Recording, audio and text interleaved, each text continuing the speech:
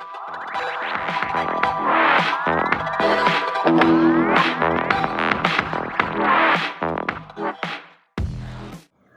assalamualaikum warahmatullahi wabarakatuh. Welcome back to our YouTube channel Suara Nusantara Center.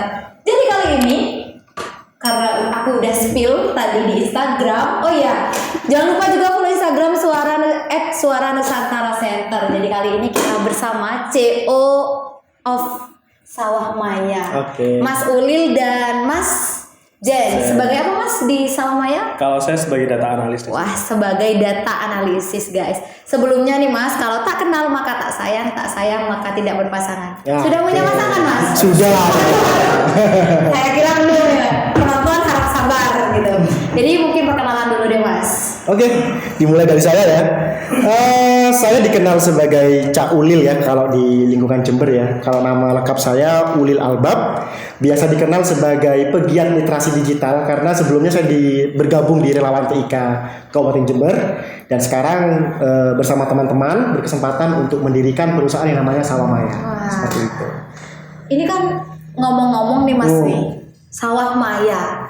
Sawah Maya ini bentar, temanku belum dikenalin. Oh iya. Maaf sekali Mas. Langsung Mas Zen. Oke, bismillahirrahmanirrahim. Assalamualaikum warahmatullahi wabarakatuh. Perkenalkan kalau saya sebagai data analis kalau di Sawah Maya, saya namanya Zainul Hasan seperti itu. Nah sebenarnya saya juga lama bekerja dengan Ulil, terutama di relawan TIK seperti itu. Kemudian karena sempat vakum karena lanjut studi seperti itu, akhirnya balik lagi ke Jember, ketemu lagi dengan Ulil seperti itu. Kalau sehari-hari saya sebagai dosen, minat saya di digital economics seperti itu. Status Mas mungkin sudah berpasangan. Sudah berpasangan. Penonton juga harap sabar karena di sini sudah berpasangan semua ya. Oke Mas, berbicara tentang Sawah Maya nih. Latar belakang kok namanya Sawah Maya. Emang yang ditanam tuh apa sih? Apa koin yang ditanam? Jadi begini, saya mengambil makna Sawah Maya itu sebagai ladang yang luas ya. Dan Maya itu saya ibaratkan adalah ruang digital space ya yang sekarang itu tidak ada pemiliknya. Ini yang perlu kita sadari bersama. Beda halnya dengan sawah yang pada umumnya orang ketahui harus memiliki lahan, harus memiliki sebidang petak tanah. Nah, karena kita dari keluarga yang tidak punya petak tanah, jadi kita mencari kesempatan ya. Gimana sih kita berkreasi dengan cara mencari manfaat dari era digital ini? Kita namanya Sawah Maya seperti itu. Benar. Kalau Mas Zen sendiri nih buat tiap harinya data analisis ngapain aja nih Mas kerjaannya biasanya di Sawah Maya? Sebenarnya saya nggak setiap hari harus menganalisa data, tapi ketika ada project baru saya menganalisa seperti itu. Atau ketika ada gabut gitu ya wes analisa sederhana seperti itu tentang gimana sih sekarang dunia percaturan perpolitikan atau gimana sih tren ke depan teknologi ini seperti apa seperti itu. Jadi itu bisa kelihatan sejauh mana sih kesiapan kita terutama anak-anak muda nih, kaum milenial gitu. Seperti apa seperti itu. Nanti karena di data analis ini bukan hanya tentang kita menganalisis suatu tentang dunia politik saja, bukan seperti itu, tapi sangat luas sekali kehidupan kita. Mungkin kalau Mbak sendiri lah, kalau misal di Shopee gitu atau di marketplace ketika misal cari baju-baju solehot atau gimana seperti itu, pasti rekomendasinya tuh nanti di beranda akan muncul yang terlaris, kemudian di Instagram juga akan muncul, di bahkan pokoknya di semua sosmed pasti akan muncul rekomendasi. Nah itu sebenarnya kerjaannya seorang data analis, merekomendasikan seperti itu. Jadi kalau butuh rekomendasi langsung ke Mas Zen gitu ya? Gak gitu. Banyak rekomendasi, mungkin rekomendasi jodoh kayak gitu ya. Oke Mas, berbicara tentang milenial nih ya, saya pernah sedikit mendengar kalau milenial kill everything. Milenial kill everything. Yang dimaksud kill everything gimana Mas? Soalnya kan kita yang sebagai kaum milenial kan sebagai agent of change gitu sebenarnya. Tapi kok di sini kita juga mengkill everything gitu. Itu cukup populer ya ketika di masa pandemi ini ya, ketika ada istilah work for home ya, di mana ada istilah bahwasanya kita kerja nggak harus ke kantor, kita berangkat bekerja nggak harus pakai seragam, pakai sepatu, lalu macet dan lain-lain. Nah ternyata ada survei juga yang menyebutkan bahwasanya dari berbagai macam perusahaan teknologi sekarang karyawannya malah lebih nyaman ketika bekerja dari rumah seperti itu. Nah benar-benar. Nah itu karena ya pertama ya mungkin karena kebebasan kita. Karena kalau ruang kerja itu kan tentu yang paling dikorbankan adalah keluarga. Ya kan? Nah, di sanalah timbul istilah millennial kill everything tadi. Bagaimana cara kita bisa bekerja dari rumah dan juga sembari melakukan tanggung jawab kita, tanggung jawab keluarga kita sebagai ayah semisal ya, sebagai ibu rumah tangga, dan juga tidak luput dari tanggung jawab sebagai orang tua untuk mendidik anaknya seperti Saya itu. juga sebagai anak, Mas. Nah, Karena saya tidak berpasangan sebagai anak. ya mungkin ditambahin kan Sen? Oke, sebenarnya saya ingin menambahkan dari pernyataan Ulil ya, B. Jadi sebenarnya kenapa sih kok millennial kill everything? Mungkin dulu orang tua kita atau kita sendiri tidak akan berpikiran atau tidak akan berpandangan ya bahwasanya kita sekarang kuliahnya bisa dari rumah, dari mana saja seperti itu. Bahwasanya kita bahkan sempat kemarin itu ada yang dikira babi ngepet semacam lah seperti itu. Ya. Padahal sekarang kita dari rumah saja kita bisa menjual barang-barang tanpa kita memiliki barang seperti itu. Bisa melalui dropshipper atau reseller seperti itu. Yang itu tanpa kita mengeluarkan biaya seperti itu. Nah terus sekarang apa ya, milenial ini adalah generasi rebahan ya. Generasi rebahan mereka tuh lebih malas untuk melakukan aktivitas seperti itu.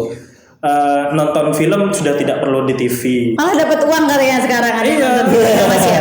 Nonton film bisa di Netflix dan semacamnya karena kemudian untuk baca berita tidak perlu beli koran, sudah ada di gadget mereka atau di gawai mereka. Nah, ini yang kemudian membuat pola perusahaan-perusahaan juga harus berpikir ulang gimana sih caranya agar mereka bisa mendapatkan pendapatan lagi dengan cara yaitu menyasar generasi milenial seperti itu.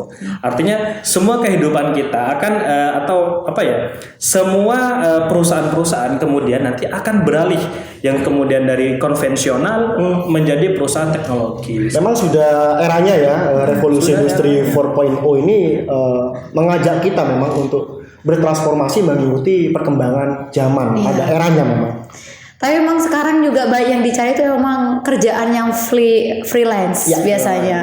Jadi bukan juga work sambil holiday kalau katanya anak-anak. Ya karena tadi ya, karena ketika berbicara millennial kill everything, milenial sekarang, pemuda-pemuda sekarang banyak yang menikmati ya kerja ya dari rumah ya, kerja nggak harus diatur oleh timing bos. Ya, semacam itu. Gak ada peraturan, Nggak ada peraturan yang seperti itu. mengikat seperti itu. Berarti memang untuk pemuda-muda saat ini memang harus yang namanya bisa apa sih Mas? Punya mental beradaptasi ya. Bisa beradaptasi seperti itu. Di sini latar belakang sih adanya sawah maya nih apa juga sih Mas? Apa karena memang Mas Ulil dan kawan-kawan ini karena sering bermedia sosial atau bagaimana sih sebenarnya? Jadi sebelumnya ceritanya begini, karena kita aktif ya di pegiat literasi digital ya sama Kang Zen dan teman-teman yang lain yang gak bisa sebutkan satu-satu. Jadi kita merasa prihatin pertama dengan perkembangan teknologi informasi ya yang begitu cepatnya. Benar. Kalau saya ibaratkan seperti kita sedang mengendarai sebuah transportasi. Nah, tapi ini transportasi digital yang kecepatannya itu melebihi kecepatan pesawat tercepat sekalipun. Buruk kalah ya Mas? Nah, ya mungkin kalau buruk sama mungkin ya.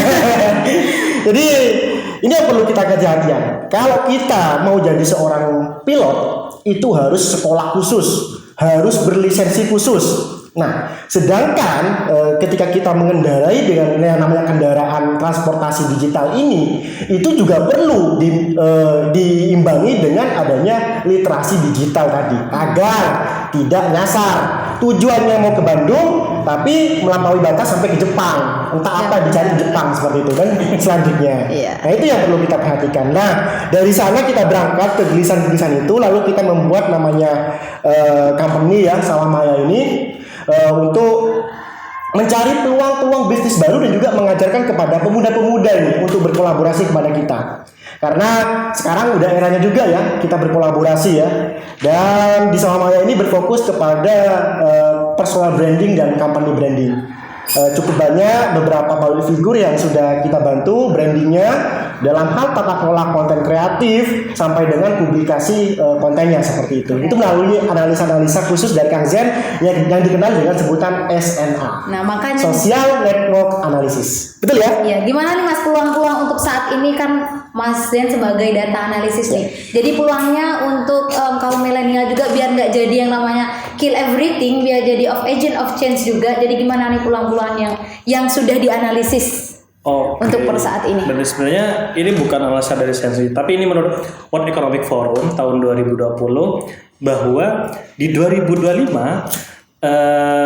segala pekerjaan itu butuh rescaling. Rescaling ini artinya apa? Yang sebelumnya kita bekerja dengan kertas, tapi di tahun depan bisa jadi sudah di 2005 itu sudah paperless seperti itu. Dan banyak sekali peluang-peluang yang bisa digapai oleh milenial-milenial ini. Karena milenial sebagai digital native kalau istilahnya seperti itu, mereka sudah erat sekali dengan gadget, dengan kamera dan semacamnya seperti kalian-kalian yang ada di sini. Kalian bisa menjadi content creator, bisa menjadi data analyst, bisa menjadi digital marketer seperti itu. Bisa jadi UI UX designer seperti itu. Bisa jadi banyak peluang memang ya Mas. Dan ya itu kalau menurut World Economic Forum di 2005 profesi-profesi inilah yang kemudian akan banyak dicari seperti itu. Dan mendominasi. Nah, apalagi di masa pandemi saat ini ya Mas ya. Benar sekali. Di masa pandemi juga di masa apa namanya? Triple disruption. Itu gimana cara kita juga menghadapi triple disruption, karena memang ini kan sekarang jadi satu, masa pandemi juga iya Mas, juga perubahan digital, gimana nih juga ngadepinnya kita? Ya kalau saya sendiri ya, pandangan saya sendiri, pandemi ini selain memberikan dampak ekonomi yang luar biasa kepada para pelaku UMKM ya, usaha kecil menengah ya, tentu juga memberikan pelajaran kepada kita, terutama bagaimana cara kita cepat untuk beradaptasi dengan dunia digital yang sudah ada di depan mata kita ya, dengan adanya smartphone ya. Nah, tinggal bagaimana cara kita memanfaatkan agar kita tidak kalah smart dengan phone kita seperti itu.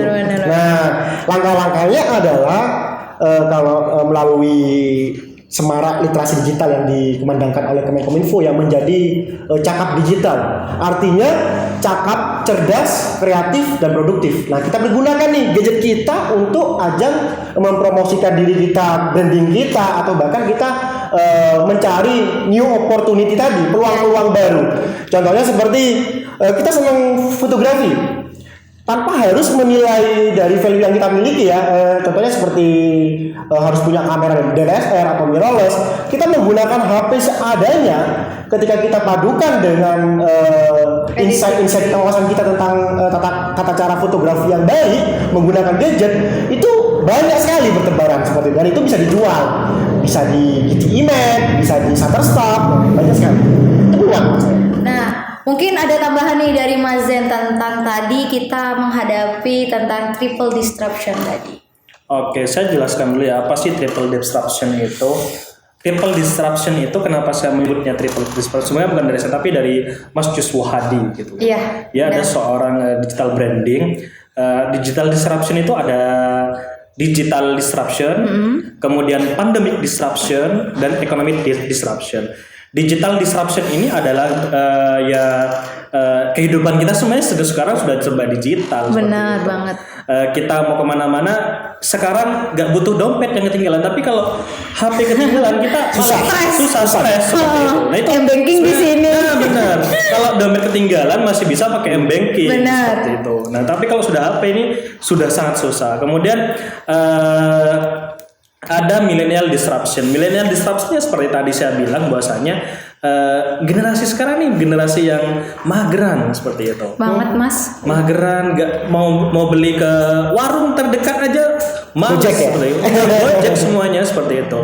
Bahkan mau ke hypermart itu udah nggak perlu, artinya lebih enak belanja online sekarang gitu. Bener banget. Seperti itu. Lebih enak mereka di rumah sambil rebahan tapi pengen sukses gitu. Itu kan hayalan. Sama dikira tuyul kadang kalau udah banyak uangnya gitu. Nah, kemudian ada economic disruption. Economic disruption ini gimana revolusi industri itu. Kalau kita dulu ingat di revolusi industri pertama yang sebelumnya masyarakatnya suka nyangkul seperti itu, kemudian ada masuk industrialisasi gitu tuh. Itu kan juga juga dilema juga seperti itu.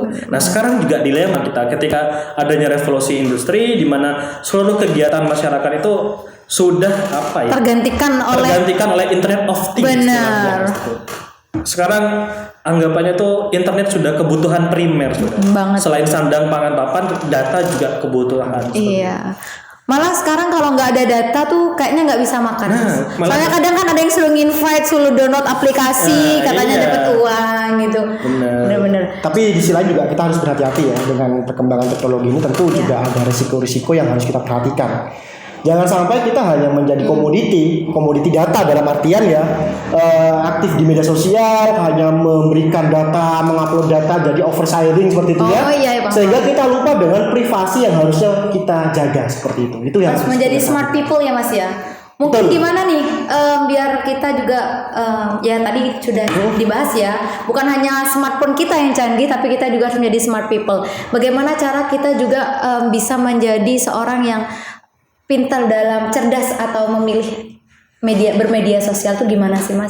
Tips-tipsnya sih biar nanti datanya juga nggak disalahgunakan. Soalnya kan sekarang lebih sering nih Mas banyak data-data yang digunakan karena memang fasenya emang rebahan dan cari uang rebahan. Tipsnya mungkin gimana? Kalau dari saya sih simple ya, tadi yang sudah saya contohkan. Anggap saja ketika kita ingin mengendarai yang namanya kendaraan digital ini dan kecepatannya luar biasa, kita harus juga memiliki kecakapan berdigital tadi.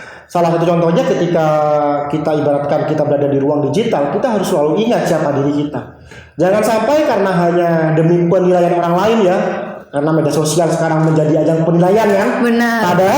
Padahal fungsinya secara tepat dibuat untuk sarana bertukar informasi atau berkomunikasi seperti itu kan. Tapi sekarang sudah menjadi ajang penilaian. Nah, maka di sana kita harus berhati-hati dan selalu ingat siapa diri kita. Kalau itu di luar kemampuan kita, kita jangan tiru-tiru. Contohnya salam dari Binjai itu luar biasa. Itu luar biasa. Salam dari Binjai itu untuk mengenalkan wilayahnya sampai mendunia. Saya 4 jempol lah untuk yang mempopulerkan salam dari Binjai. Di mana-mana sekarang Mas. Tapi caranya perlu kita perhatikan lagi. Ketika itu memberi dampak yang luar biasa kepada masyarakat ya di Indonesia terutama. Kemarin ada kejadian di Lamongan, satu kebun ya. Dihabisi. Satu kebun pisang dihabisi. Gara-gara Binjai.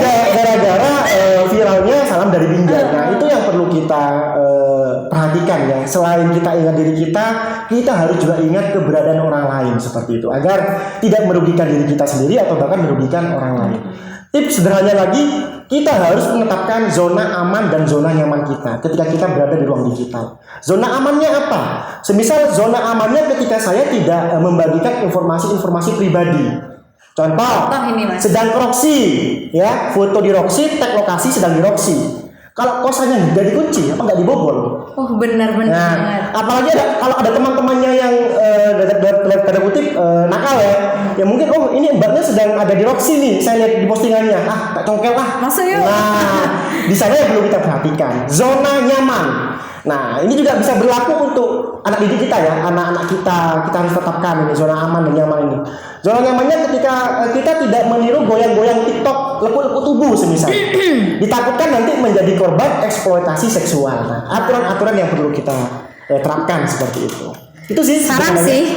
Karena saya juga pegiat TikTok. Baiklah, kalau buat Mas Jen, gimana nih tips-tipsnya agar kita juga lebih berhati-hati memilih bermedia sosial? Karena kan juga kadang ada banyak yang julid juga di media sosial gitu. Oke, kalau dari saya sebenarnya lebih ke sangat basic sekali. Artinya ketika kita menggunakan aplikasi dan itu tidak berbayar, produknya itu adalah diri kita sendiri. Ya. Paham nggak? Maksudnya artinya kenapa kok itu produknya diri kita sendiri? Karena data diri kita yang diambil. Seperti itu. Mulai dari lokasi kita seharian ngapain seperti itu.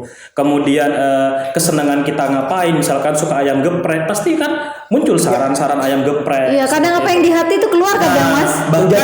menjadi jejak digital kita ya. Jadi jejak digital benar. kita, bahkan ketika HP itu kondisi meskipun dalam kondisi mati gitu ya, terus kita ngobrol dengan teman, terkadang saya juga sering menemukan Iya. tiba-tiba di Google tuh ada saran dan semacamnya. Benar-benar. Saya juga nggak tahu ini kebijakan privasi dari Google, apakah dia juga mengambil data kita via suara atau tidak, seperti itu. Nah, ini yang perlu diperhatikan ya.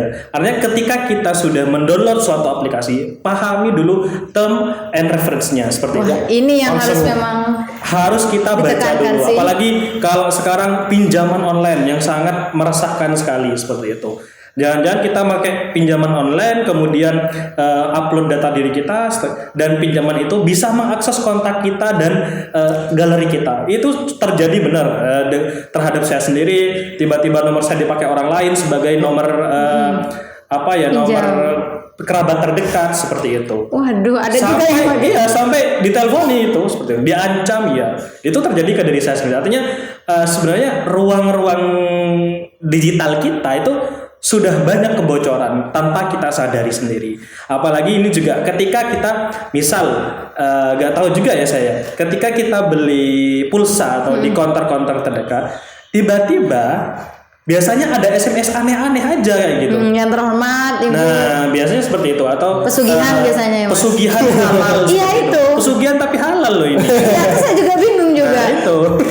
Pesugihannya Seperti itu ya, halal. artinya, Berhati-hati harus untuk mendownloadnya, berhati-hati Mas, ya, untuk mendownload, aplikasi. mencari aplikasi yang memang sudah terkenal. Artinya itu yang dari saya. Artinya ketika aplikasi itu tidak berbayar, berhati-hatilah karena istilahnya tuh tidak ada makan siang yang gratis. Nah, Seperti saya juga gini Mas, emang pertanyaan yang banyak kan kadang, ayo dong download aplikasi ini. Kadang saya mikir, kalau saya download aplikasi ini saya dapat uang. Terus kan saya masukkan data, emang aplikasinya dapat apa gitu. Kadang saya sempat mikir kayak gitu sih Mas. Berarti yang paling basic banget tuh adalah berhati-hati dalam memilih aplikasi juga ya Mas. Jangan sembarang ngupload data diri Data kita gitu. Tips untuk ini juga Mas, ini kan tadi tips memilih ini ya agar bisa bermedia sosial dengan hati-hati dan juga cakap bermedia sosial. Maaf. Untuk cakap bermedia sosial. Nah, untuk selanjutnya nih Mas, buat kaum milenial yang masih rebahan, untuk cari peluangnya itu tipsnya bagaimana agar bisa mengupgrade dirinya gitu loh Mas, bahwa ini banyak loh ternyata peluang-peluang yang ada di media sosial.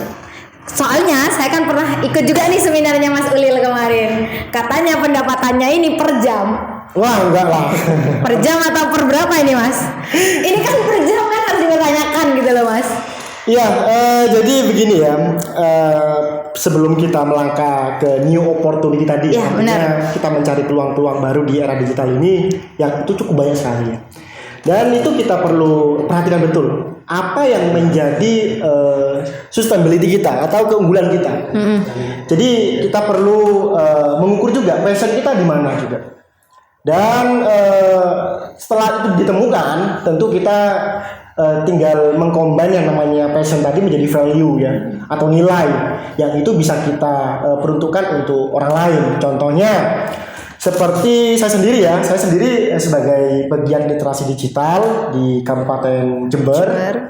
Dan saya membranding diri saya sebagai pegiat literasi digital seperti itu. Dan tinggal bagaimana cara saya mengenalkan branding saya kepada orang lain agar orang lain tahu bahwasanya Cak Ulil merupakan pegiat literasi digital yang aktif bersama Kemenkominfo, Kementerian Komunikasi dan Informatika untuk bersama-sama membangkitkan semangat meliterasi masyarakat Indonesia dengan adanya perkembangan era laju transformasi digital ini seperti itu. Dan yang terpenting juga, sekarang ini banyak juga kesempatan melalui media-media platform ya, seperti media sosial ataupun YouTube ya. Benar. Di Bondowoso kemarin sempat viral ada kampung YouTuber. Nah, mungkin teman-teman sudah pernah melihat ya. Sekampung YouTuber semua. Sekampung. Yang penghasilannya sudah 10 jutaan lebih ya. Di mana pemuda tersebut bisa mencari peluang bahwa saya dengan saya berkarya, dengan saya mengenalkan potensi desa saya atau kekasan bahasa lokal saya menggunakan bahasa Madura semisal. Nah, di sana cukup banyak peminatnya. Orang ingin belajar, orang ingin tahu seperti apa kebudayaan di Bondowoso. Hal yang simpel Hal padahal yang ya simpel. Mas. Dan itu yang perlu kita cari peluang-peluang baru tersebut seperti itu. Iya. Contohnya aja Mas Zen. Mas Zen udah dosen masih juga menjadi pegiat literasi. Tapi memang sekarang emang ya Mas ya, apapun profesinya kita juga harus pintar bermedia sosial dan juga paham tentang teknologi-teknologi seperti itu Mas. Mungkin pesan-pesan buat teman-teman ini Mas, karena mulai tadi udah banyak banget yang disampaikan. Oh ya? Iya. Mungkin pesan-pesannya. Oh iya, belum membahas tentang new opportunity nih Mas. Oke. Kayaknya kita bahas dulu nih tentang new opportunity itu gimana sih Mas? Ya seperti yang saya tadi sampaikan ya, bahwasanya new opportunity itu bagaimana cara kita mencari peluang-peluang baru tadi ya. Itu aja. Tinggal kita memanfaatkan alat seadanya dan mempersiapkan mental kita ya untuk orientasi berkonten dulu, bukan orientasi uang dulu, seperti agar jatuhnya tidak kesakitan ketika tidak mendapatkan impact secepat yang kita duga seperti itu. Kalau katanya Mas Ulil kemarin tuh katanya modal itu bukan ini ya Mas ya, bukan salah satu alasan kita untuk berkarir dan berkarya seperti itu. Yang paling utama adalah berani memulai dan berani bertanggung jawab. Oke, mungkin itu saja. Mungkin ada. Kan belum penutup. Mau dikasih penutup ini Mas? Monggo, kesimpulan mungkin. Makanya ini mau dikasih kesimpulannya, nanti saya kasihkan ke Mas Zen sebenarnya. Banyak juga penyampaian juga. Nah, karena sudah banyak yang disampaikan, mungkin ini ada salah satu kesimpulan, itu nggak salah ya, banyak banget kesimpulan yang harus disampaikan oleh Mas Zen. Karena mulai tadi kan yang sebenarnya yang banyak tahu tentang data analisis media sosial tuh Mas Zen. Mas Zen, mungkin bisa disampaikan Mas juga pesannya, tipsnya apa ya? Tipsnya untuk memulai, atau nanti kita juga berbicara saran dah buat teman-teman pemuda milenial saat ini agar lebih berkembang seperti itu. Oke, sebenarnya banyak jalan ya, artinya banyak jalan menuju Roma kan kalau kata pepatah seperti itu. Nah, untuk pemuda-pemuda terutama generasi milenial seperti itu, sebenarnya banyak sekali sarana-sarana atau saluran-saluran yang bisa kita gunakan. Misalkan ya kayak tadi yang Ulil bilang, nggak usah repot-repot kita buat konten. Sekarang kita suka makan aja seperti itu. Ya udah kita buat konten makanan seperti itu. Mukbang ya Mas. Nah, mukbang terus tentang share-share makanan yang ada di sekitaran Jember seperti itu, atau ikut kursus-kursus gratis seperti itu. Sekarang ini di masa pandemi ya, itu banyak sekali kursus-kursus gratis yang bisa diikuti oleh generasi-generasi milenial. Mungkin kalau dari Mbak sendiri kan podcast seperti itu. Ada itu namanya di Digitalent seperti itu. Namanya menulis dari telinga seperti itu. Keren sih. Artinya itu gratis sekali. Artinya kita bisa ikut kursus gratis dengan selama misalnya 1 bulan seperti itu, ada di Digitalent Kominfo seperti itu. Kemudian juga ada kalau Mbak sudah belum pernah dapat prakerja, bisa ikut prakerja, dapat skill, kemudian juga dibayar seperti itu. Itu sarana-sarana yang memang sudah disediakan pemerintah, karena memang Indonesia sendiri itu kekurangan talenta digital. Mungkin kita akan sering mendengar di 2030 kita adalah mengalami bonus demografi.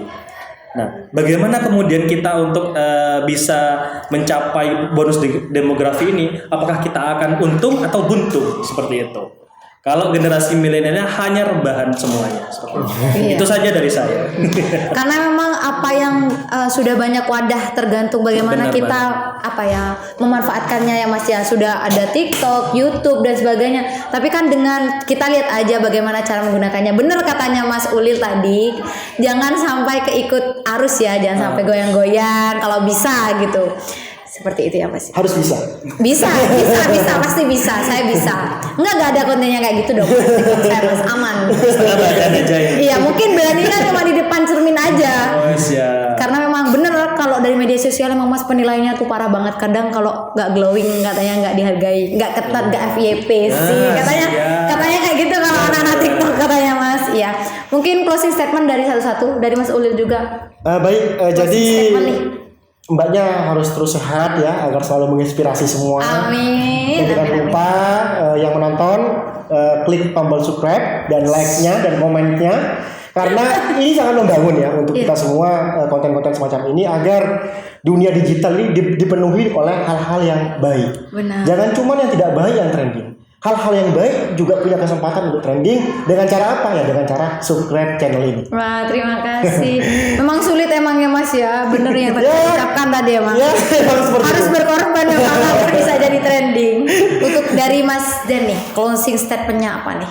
Oke, kalau closing statement dari saya adalah masa depan itu bukan dimiliki oleh orang yang pintar atau orang yang paling kuat sekalipun, tapi masa depan itu adalah dimiliki oleh orang-orang yang responsif, orang-orang yang peka. Seperti kalian yang di sini ini kan responsif untuk menghadapi zaman, mengisi ruang-ruang kosong di ruang-ruang digital kita dengan hal-hal yang produktif. Yaitu kalau bisa konten seperti ini diperbanyak saja, dari jangan hanya konten-konten clickbait, konten-konten joget-joget seperti itu.